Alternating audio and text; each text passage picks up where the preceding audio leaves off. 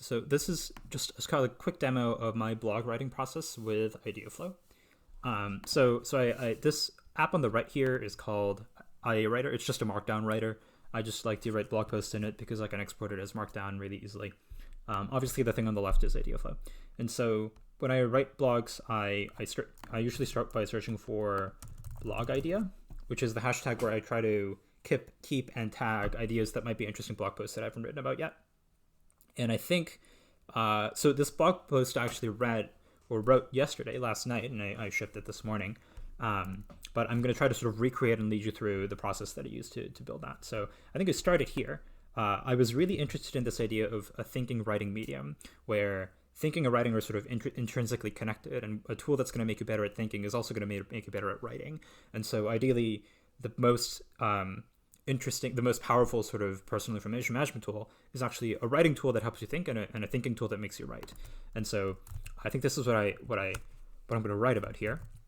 And then usually when I write, I make a little horizontal divider and gather a bunch of stuff below it, and then I sort of end up organizing it into a piece. And so first of all, I'm gonna copy this paragraph here just so I can reference it while I'm writing. And this actually links to two other notes that I took.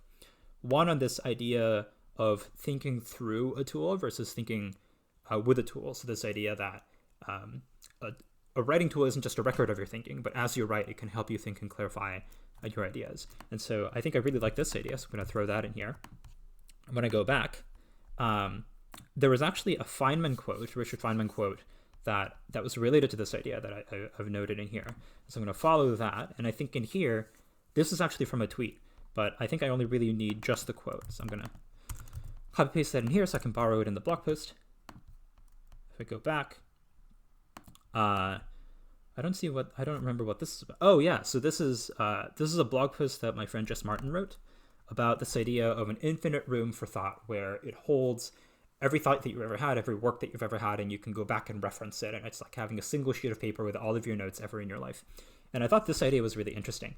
And so I would like to be able to quote it. So I'm going to keep that tab open and maybe copy this link and put it in my notes here for my blog post. And then I can go back and let's see, thinking writing medium. Maybe I'll search for medium to see if I have any other related ideas. I had a couple of notes on medium as it relates to art and how musical notation, artistic notation is a form of medium. And I think when I started writing yesterday, I also ended up copying this paragraph down into my notes just in case I would need it. And I think, oh yes, so this is the last paragraph that I took from my notes. This is an idea by Chris Granger, who I don't remember who he is. Right, so he's the founder of Lighttable, which is sort of this like dynamic IDE kind of environment. Also writes Clojure. I don't know him personally, but I've seen some of his talks. And in one of his talks, he talks about this idea of mediums versus tools, where tools are just about making an existing workflow efficient, and mediums are about enabling you or giving you agency to do something you couldn't do before with an existing tool. And I really like that idea, so I'm going to copy that and put it in here just in case I want to reuse that idea later. And so those are sort of the raw materials of my blogging here. And then from here yesterday, what I did was I sort of moved these paragraphs around so they formed a sort of a logical order. And so I think I talked about language in the beginning a little bit. I ended up taking this idea out because I didn't think it really fit. I also ended up taking out this sort of sheet music related idea. So I'll put that down here in case I want to reference it. I really like this quote, so I'm gonna try to lead with that in the opening. And then maybe I'll put this infinite room idea in the middle, and then go talk about IdeaFlow, and then finish with this medium tool thing. And then I think I'll call this designing a better thinking writing medium.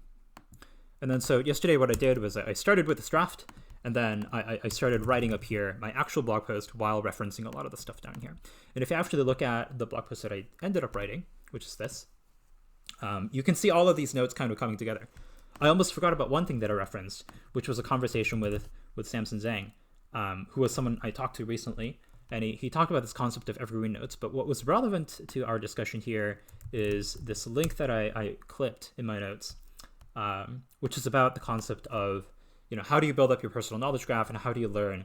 And this idea that learning processes are often also writing processes. At least for me, when I learn something new, it's not really mine until I write about it.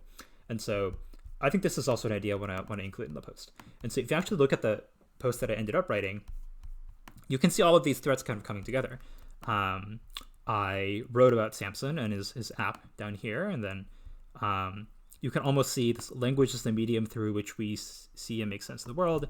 You can see that in exactly my notes where I talk about this idea. And so that just came right into my blog post. This quote from Richard Feynman, again, right from my blog, right from my IdeaFlow notes. This idea of an infinite room for thought from Jess Martin, also from my notes. And I think what's really cool about, and the mediums with tools from Chris Granger, also from my notes. And I think what's really cool about this workflow is that it's sort of like, it allows me to build up this blog post by just thinking and taking notes over really long stretches of time. Some of these notes are from weeks ago.